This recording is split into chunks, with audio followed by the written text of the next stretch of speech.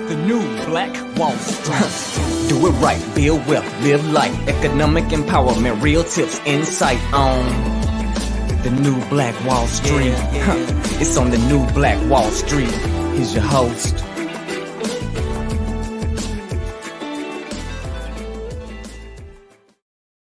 The new Black.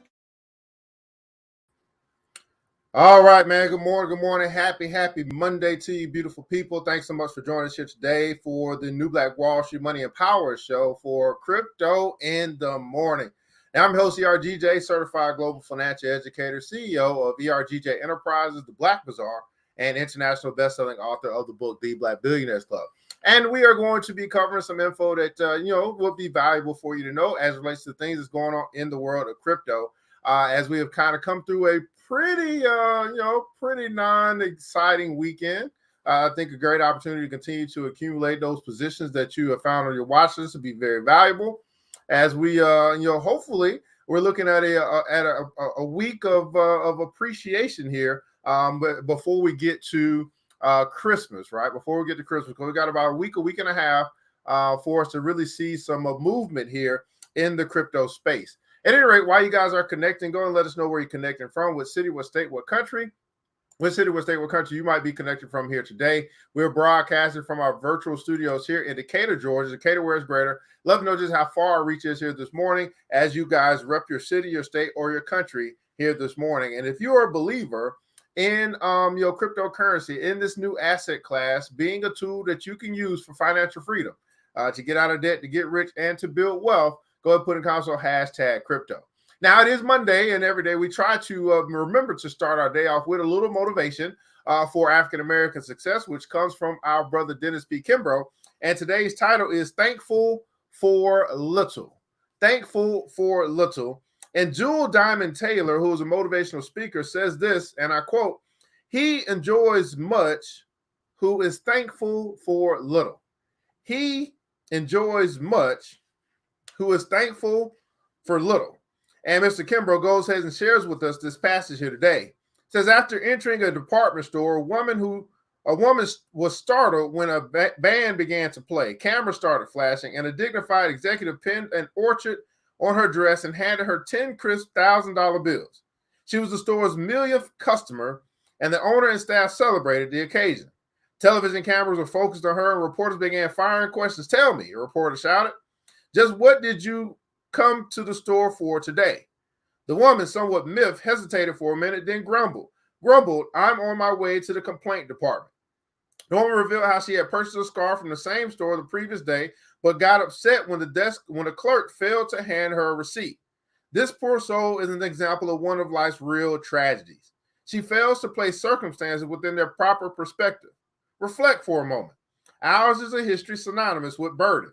As slaves and later as domestic and servants, we gathered, picked, chopped, planted, plowed, cooked, fetched, cleaned, bathed, built, dug, nursed, and sweat so that others could enjoy creature comforts that we could only imagine. Today's world, by comparison, is one of opportunity, one that our forebears could only envision. Our world should be one of gratitude. Gratitude is prayer. Gratitude is strength. Gratitude is love. The best way to show our gratitude is accept life with joy. And here is our affirmation for today. You can repeat after me or type this in the comments below. Simply says this: today I will approach life with a grateful heart. Today I will approach life with a grateful heart. Let's see who's joining us here this morning. Good morning to you. Alex Jackson is in the house. Mark Presswood, how are you? Good morning to you. Chicago, representing Los Angeles in the building as well. Tasha is in the house. What's going on from Richmond, Virginia? Absolutely, man. What's going on, Mark? Absolutely. It's the small things that count. Absolutely. Small things that matter. Now, guys, not a whole lot of activity is taking place, but I do have a few things I'd love to share with you here today for our show. So let me go ahead and pull up my screen here, and then we will get this thing crack-a-lacking. And then I can find some other stuff here. Let's take a look at the Fear and Greed Index to get us started. Hopefully that has popped up, and I can move this as well. And then I can move this. Okay, fantastic. All right, man. So at any rate, we saw last week, guys, we really saw what I would call sideways consolidation taking place. Really, I believe just preparing for a nice little return for some crypto spaces here. We saw last week was an extreme fear. This is typically a place where smart money is buying and kind of what I would call dumb money is selling. They're selling low instead of selling high. We're starting to see some money come back into the market. People feel a little bit better about the market. This is after, the news with regulation. This is after, this what I would call a short-term sell-off in the cryptocurrency space. We're now sitting at 28, showing that people feel a little bit better today than they did yesterday, and they also feel a lot better today than they did a week ago. And we understand that, this is emotion, right? This is stuff that doesn't last long. You could be happy today, sad tomorrow, and all that good stuff as well. But we'll take a look and see how money is flowing, how movement is happening in the market as well as we look at coinmarketcap.com. Now, over here, we see that, again, the dominance for Bitcoin has increased. A week or two ago, we were getting below 40%. Now we're at 41% for Bitcoin, 21% for Ethereum, basically making us about 62% between those two tokens that dominate the cryptocurrency space. So those two positions, right? Bitcoin being the cryptocurrency, the very first cryptocurrency, and then Ethereum being something that's separate or different from Bitcoin, giving us that smart contract, the development, which has led to these things like NFTs and all this new ways to actually use cryptocurrency in the world. Those two dominate the market as well. So you can imagine that smart money has been buying Bitcoin and Ethereum. Now, there's some news out or some articles out there saying that they believe that Ethereum is going to actually perform better than Bitcoin as we move forward into 2022. We do see that Ethereum has done, exceptionally well in 2021, up 447% for this year alone, compared to Bitcoin, which is only up 65%. So as it relates to the growth of these two tokens, there's a lot more that can be done, I would say, with Ethereum than Bitcoin, and this is leading to further development in the cryptocurrency space. Nonetheless, as we move into positions 3 and 4, we see Binance, which is the largest exchange, and they don't have a big footprint in the United States, but they're the largest global exchange for cryptocurrency. We see Tether being the largest stablecoin position as well, and then we start moving down to Solana, Cardano, and then USDC coin, another stablecoin. I am interested to see what's going to happen in this space where we have Solana, Cardano, and XRP. I think it's very interesting that XRP is still in the number 8 position while they're still, battling to see if they're going to win this lawsuit or not. I think that they actually could end up catching up to or overtaking Cardano if we don't see enough development take place for Cardano. I just think it's very interesting that they're still holding on to this spot at number 8 in our global in the cryptocurrency market, while many people don't have access to them as it relates to in the United States, and they're still battling in this lawsuit with SEC. We see Polkadot coming in at number 9. Terra Luna has moved up into the 10th position to take over for Doge, which is the top meme coin, and then Avalanche. Well, we take a look here and see over the past 24 hours, it's really been a flat market. We see that we're at $2.23 trillion. Really no movement, just down 0.5 percentage point over the past 24 hours.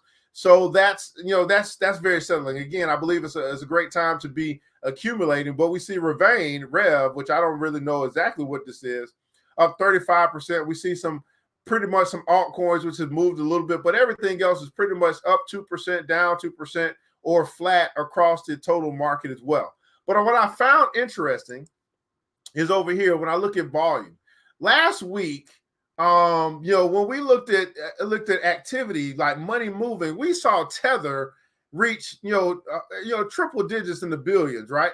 It was up to 100 billion. We saw 95 billion, 85 billion. Now volume is down. Now this could be because yesterday was Sunday, but I see that volume is down. So I wonder if a lot of volume is going to come rushing into the cryptocurrency market now that we're back to Monday. Stock market will be back open. A lot of people that's going to be moving money is going to be, active, and I will see what this looks like come tomorrow. But Tether, still is always pretty much going to be the number one token that's going to have a lot of volume, but volume is down across the board, which I found very interesting. So not a lot of trading was taking place yesterday, which was Sunday. People probably taking a day off to enjoy time with their family. We should see a lot of activity take place today when the markets open up. So around, I would say probably around 8, 9 o'clock, we should start to see 8 to 10 o'clock. We should start to see some real movement take place in the market. Now, let's get to some crypto news that I think would be valuable for you guys to kind of see what's kind of happened over the past couple of days. Okay, let me go ahead and switch this here. What's going on, Antoine? How are you, South Africa? What's going on, Oyama? How are you, man? Thanks so much for joining as well out of South Africa. I appreciate you, man. We got some global exposure. Now, Miami's mayor. Now we mentioned this. Miami, the mayor is vying to make Miami like the crypto capital of the east of the world, I guess you could say. And he is saying not only did Mr. Suarez take a paycheck in Bitcoin, or I think it was the first paycheck or the first 3 paychecks. Now he wants to actually get some of his 401k in Bitcoin. So the mayor of Jackson, Tennessee, also reacted to this news, saying that they want to allow their city employees to have the same option as well. So let me ask you guys this. If you have the option to incorporate Bitcoin as payment or part of your 401k, is that something that you would be interested in? So this is a kind of a new move here. The mayor is looking to get some of his pay in Bitcoin for his retirement, and then also they're looking to, in Jackson, Tennessee, looking to make this option available to their city employees. Here, let's read this. Miami's Bitcoin loving mayor Francis Suarez told a reporter on Real Vision's takeover event in Las Vegas on Friday that he's planning to take some of his 401k retirement in his favorite cryptocurrency, which would be Bitcoin. News comes a month after his re-election. Back then, the 41-year-old mayor announced that he'd take his next paycheck in Bitcoin. True to his words, Suarez has indeed been collecting some wages in the world's most popular cryptocurrency using the payment processor Strike. So he has already been getting some money, getting paid in Bitcoin, and he's looking to add Bitcoin to his retirement account. So he's thinking long term. He's thinking he's 41, so he's looking 20 years down the road of quite possibly how valuable cryptocurrency or Bitcoin specifically will be when he gets ready to retire. So not to be outdone, Jackson, Tennessee Mayor Scott Conger responded to the news early Sunday by tweeting, "All of our employees will soon have this option as well." So it starts with a mayor in Miami, and then now, someone jumps on the bandwagon and said, well, we want this option as well, not just for me as a mayor, but for all of our employees as well. And so we can see how the dominoes begin to fall as it relates to crypto adoption, crypto acceptance, and things like that. So Suarez and Conger both have a long history of Bitcoin maximalism in their respective cities. Back in January, Suarez had a video interview with Gemini co-founders Tyler and Cameron Winklevoss. The three of them discussed Bitcoin and crypto regulation, part of Suarez's mission to make Miami the most crypto competitive city on the planet. And Mr. Conger in Tennessee, let's see what he's talking about. Okay, yeah, we already know about that. We already know about that as well. Odell Beckham. Meanwhile, in Tennessee, Conger established a blockchain task force to discuss the possibility of accepting property tax payments in Bitcoin. Look at that. So you can imagine being able to pay, if you've been investing in cryptocurrency, you're in Tennessee, and you can pay property taxes to the city in Bitcoin, which would mean that the city has a way of accepting Bitcoin payments as well, probably through some type of Strike or something like that as well. So adoption is happening, guys. This is why I'm still bullish. I still believe, although there's some short-term decline, and although there's some accumulation that's taking place right now, sideways movement, I'm like Suarez.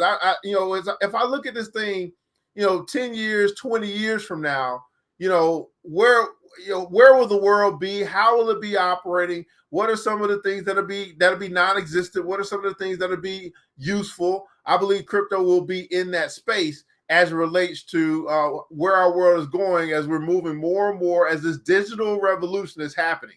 I would also say that the pandemic has actually pushed the digital movement forward.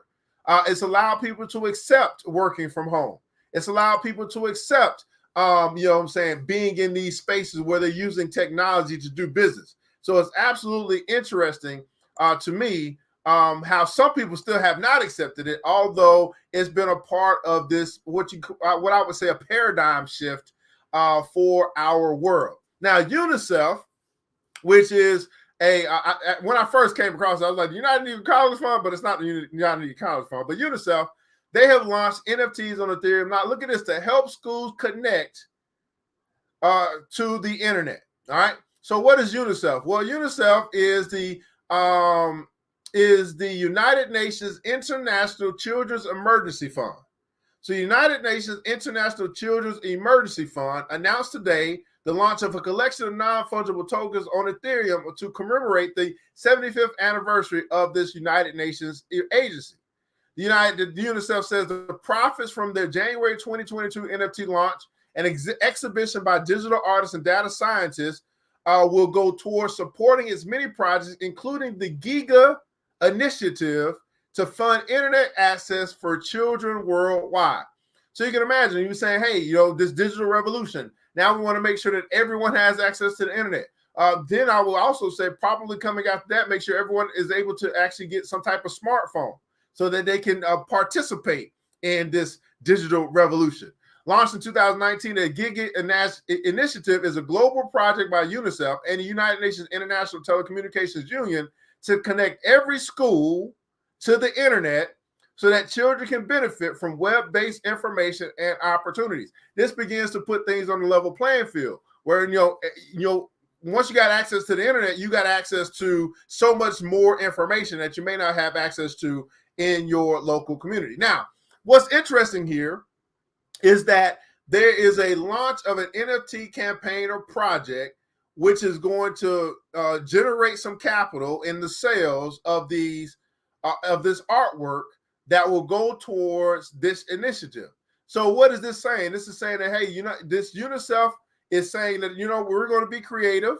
This is a new way of fundraising in a sense, right? Where we can have some artists, put together some type of project. And then I guess maybe this artist is pretty popular. I'm not quite sure. It's a digital artist and data scientist.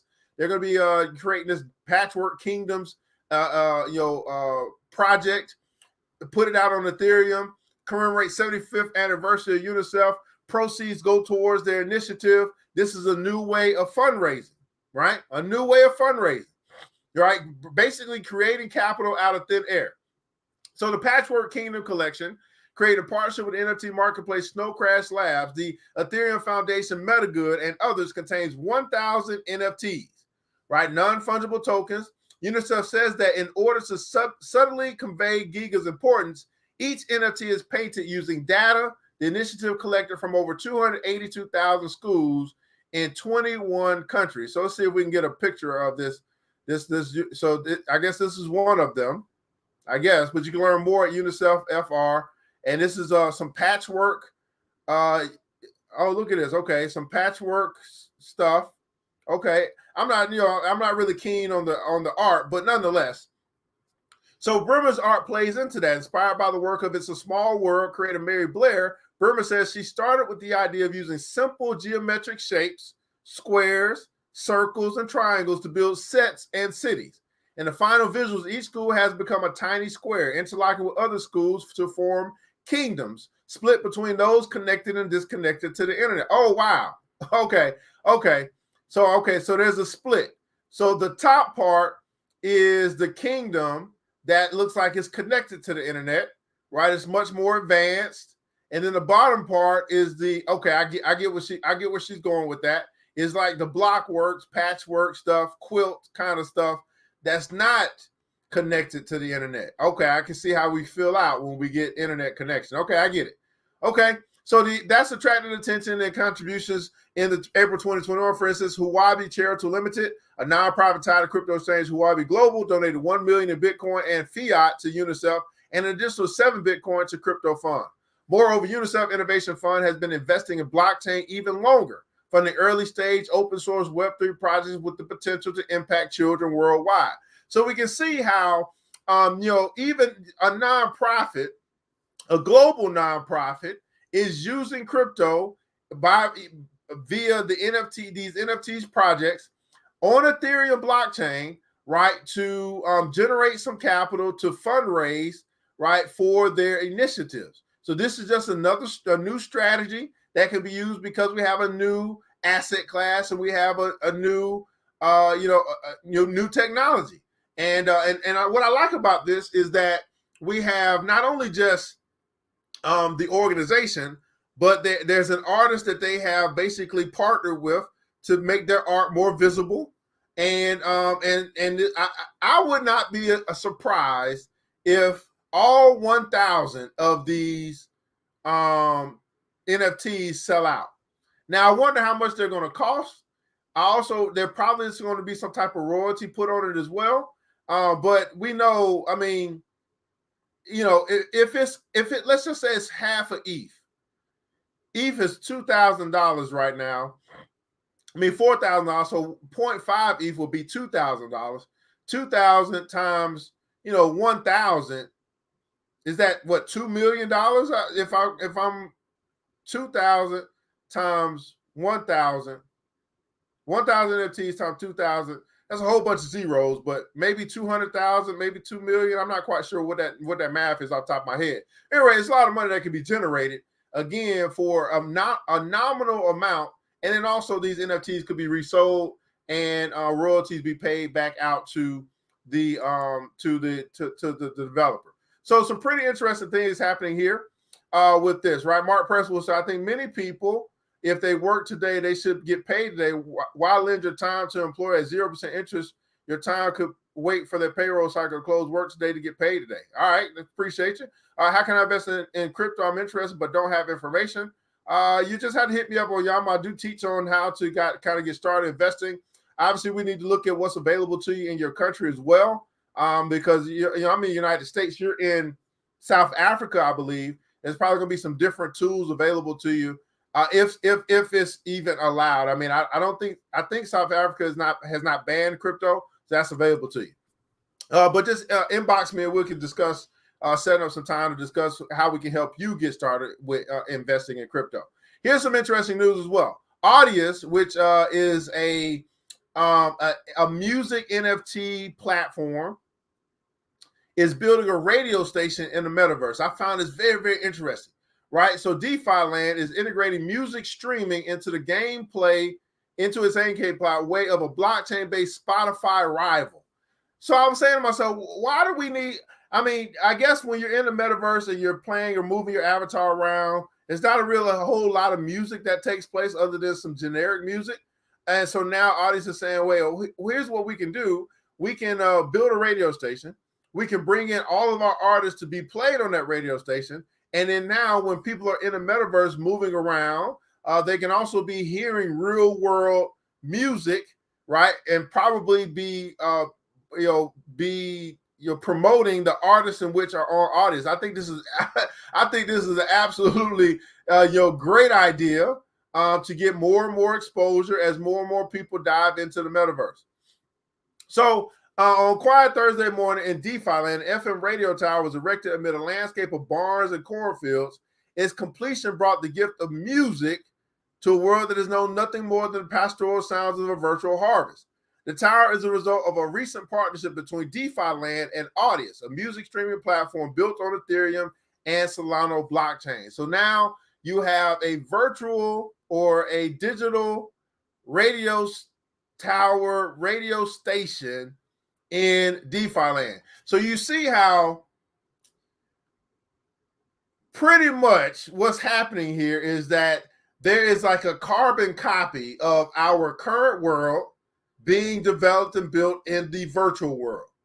And a radio station is just another example of, wow, we have now have a radio station which will be playing music across, I guess, some virtual devices as people are moving in and out. I can also imagine that this is just the first of many radio stations where they may have different channels that people can tune into while they're in virtual land. And then they can find different stations to fit their fancy as far as it relates to the type of music that they like to listen to. And that would be a thing. So the upgrade allows users to stream any of the millions of songs in the artist library while playing the game, and comes just in time for DeFi Land's public launch, which is expected to be announced in the coming weeks. So artists, very smart.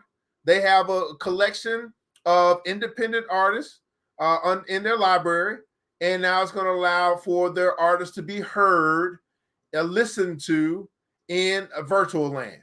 I mean, I guess you could say it's getting weirder and weirder as the days move on, and it's also getting more unique and more unique as the day moves on.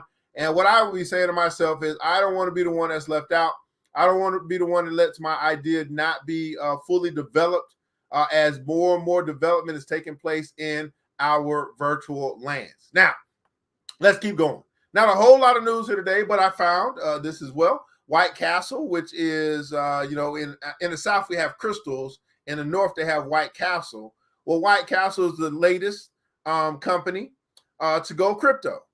They have scooped up their Ethereum name and Seahams NFT. Okay, so another well-known brand has joined the crypto space with restaurant chain White Castle registering their Ethereum name service. That is basically their domain name in the in crypto space, and buying up a busy new NFT. Okay, so American fast food chain White Castle took to Twitter to announce that it just registered the Ethereum name service. So in case you guys don't know, ENS is a crypto that could be purchased, but it is in competition with unstoppable domains to allow people to be able to register on the Web3. All right, so ENS is compared to the crypto version of the internet domain name system. The purchasing of domain, the White Castle now owns White Castle official.eth address. Okay, instead of a string of numbers and letters, people can now hypothetically send cryptocurrency to addresses like White Castle official.eth. On the same day, the restaurant's Twitter account also updated its avatar to that of a Seahams NFT. So they said probably nothing. This is a Seahams NFT. So it looks like they're going to be, they're jumping into the crypto space. They got their crypto name, and it looks like they might be developing some type of NFT for their brand in the coming days, the coming weeks, or something like that. So just some more news out here for more adoption of the crypto space. ENS is kind of comes up here as far as the crypto of for this particular article. And the last thing I want to share with you guys here today is that fans of the world's biggest soccer clubs have spent over $350 million on fan tokens. So we may know of crypto being there's some crypto has different I guess you can call different degrees or different descriptions of what they do, right? Some tokens are for utility, some tokens are for development, some tokens they have different use cases. But there is a fan token. There's a social component. You see the social component in things like meme coins, like Dogecoin and Shiba Inu and others. This social component. So what has happened is we talked about Miami, right? Miami used city coins, which is another social component to be able to generate income for the city. Whereas teams, sports teams, basketball teams, football teams, and soccer teams are starting to build an ecosystem around their fans, right? And they offer their fans these social tokens to give them exclusive perks and benefits from the fan experience. And so one of the biggest sports in the world that we don't really value as much here in the United States is soccer. And so soccer has used these fan tokens, and fans have spent, again, over $350 million on the fan token experience. So soccer fans that follow some of the world's biggest clubs have spent millions of dollars on the growing fan token industry. Now, here is where you'll find Chili's is another crypto space or cryptocurrency that does this, right? They work with socios to develop these fan tokens, and they put them out on the market to give fans an experience in exchange for their money, right? So this is what's happening. So the world's biggest football clubs have earned big money on fan tokens, another way of them generating capital into their institution. Analysis commissioned by BBC News estimates more than 260 pounds or 350 million has been spent on the virtual currencies. So we know sports and crypto are kind of coming together. What's going on? Good morning to you, Miss Carolyn. According to BBC Finance, 24 clubs across several European leagues have launched or are considering launching fan tokens. 8 of those clubs play in the Premier League in England, considered by many to be the most prestigious soccer league in the world. So most of the clubs analyzed are now in the business of offering fan tokens, which are essentially club-specific cryptocurrencies. Others, however, are selling NFTs like Manchester City. Socios, which I just mentioned, a company that provides a platform for the initial sale and trading of these bespoke cryptocurrencies, has been the center of the newfound trend. So Socios is something that you can find globally. Chili's is the NFT token that works with Socios to bring out these club-specific cryptocurrencies. They have partnerships with the Philadelphia 76ers, I think the Chicago Bulls here in the States, and then all of these Manchester, all of the popular soccer clubs across the world. So Socios reportedly told the BBC that it sold between $270 million and $300 million worth of coins to date, without saying how much money directly goes to the clubs themselves. And so again, this is a new way of generating capital, a new way of monetizing your network, I guess you could say, being that these are fans who are buying these tokens to get these experiences. And we know that fans will be fans. And if this is a way for them to support their team that they love, and then also participate in some of the things that they have going on from events and things like that, that's what fans are going to do. So sports and crypto is a thing. Art and crypto is a thing. Nonprofits and crypto is a thing. Politics and crypto is a thing with our mayor. And we're just seeing more and more adoption, which is helping to solidify my belief in crypto for the future, which is why I don't really concern myself with these short-term dips or these short-term declines in market. It just gives me an opportunity to kind of buy more of what I love and continue to build wealth for myself over time. So anyway, guys, that's kind of what I got for you here today. Not a lot to discuss here today. I believe it's a great time to continue to accumulate whatever you have on your watch list. If you've been watching some things for a while, you found it valuable, you see that it's less expensive than it was a week ago, it may be a great time for you to continue to add to those positions. If you're an individual saying, you know what, I don't know what to add, I don't have a watch list, my brother from South Africa, I want to get started. Well, here's some things that we offer, right? We want to make sure that you're able to get into this space if you don't know how. In the comments or in the description, you'll find that we do offer classes. We do have also, I do offer consultations as well. We have a club. So if you're a person that wants to get started and you don't know how, you might want to take a class. If you are out of the United States, like my brother in South Africa, you may want to, get a consultation, because it's going to be it's going to be similar, but different. There's going to be different applications, different exchanges that may be available to you that's globally available, that's not available in the United States. So we have to talk about what's available to you in your particular country. But the concept is still the same: how to buy, how to sell, all that good stuff as well, what to look out for, all that stuff. So a consultation may be something that you may want to take advantage of. And then we do also have our crypto club. You've been in the game for a minute, you want to start working with other people, you want to start having crypto conversations on the regular. That's something that you may want to be interested in as well. We do have our crypto club for that particular reason. So we have classes, we have consultations, and we also have a crypto club. Matter of fact, in the description, you're going to find a link and then also a code that's going to allow you to take any one of our classes that we have available at this particular time for 50% off through the end of the year. Again, take advantage of this stuff. Educate yourself, right? Put yourself in position to learn what you don't know. It's so many people that I find in this space who simply don't know. And then what they do is they find themselves having gotten started. They may even find themselves having earned some money, but they may be like for example, you may be on Robinhood right now, and you don't realize or didn't know that you really don't own those coins. You really you don't have much flexibility. All you can do is buy and sell. So that puts you into a trader position, or not really an ownership position. It's a little bit different when you start moving to different platforms. We have ownership, and you can actually do some things with your crypto to really make it grow. But you won't know that, right, unless you go to class. You won't know that unless you get a consultation. You won't know that unless you join some type of club where they discuss this stuff all the time about different things that you can do with your crypto. Also, you'll find some links as well to Coinbase, crypto.com, Ledger, Vault, BlockFi, all these different places that may give you some flexibility and some options of what you can do to continue to grow and build your crypto account, grow and build your wealth as well.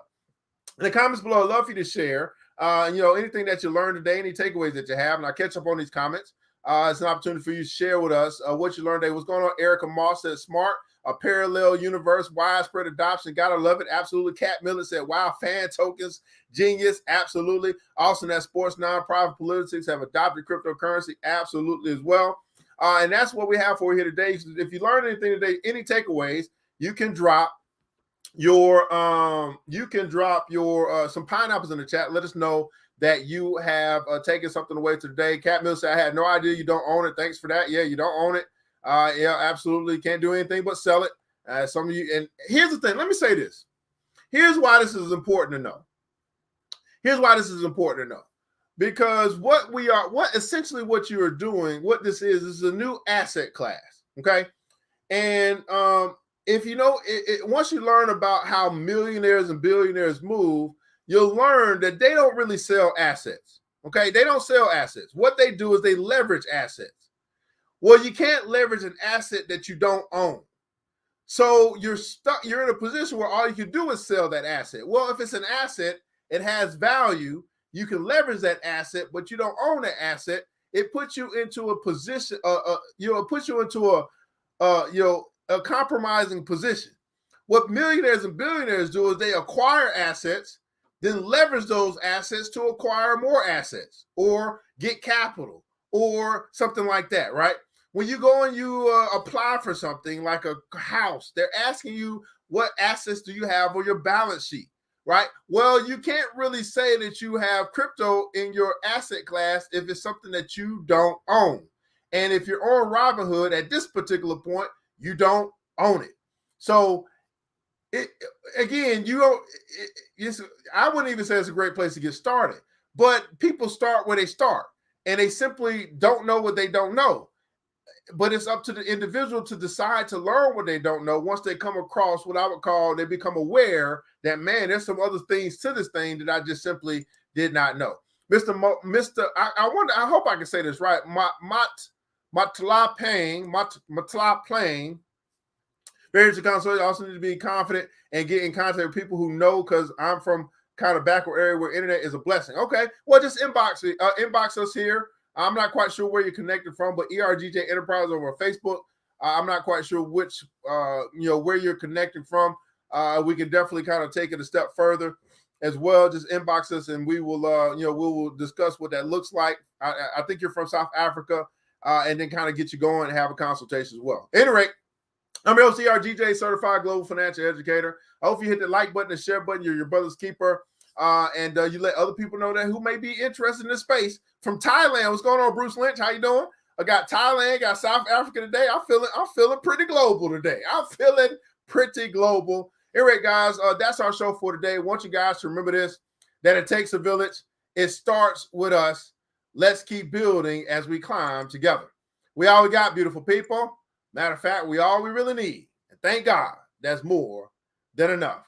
Until next episode, you know what time it is. Mr. DJ, hit the music. The new Black Wall Street. Thanks you for joining the show. We gave a lot of great tips, but it's time to go. Take the knowledge we shared, hope you use it and grow. We will see you all there at the next episode of The New Black Wall Street. The New Black Wall Street.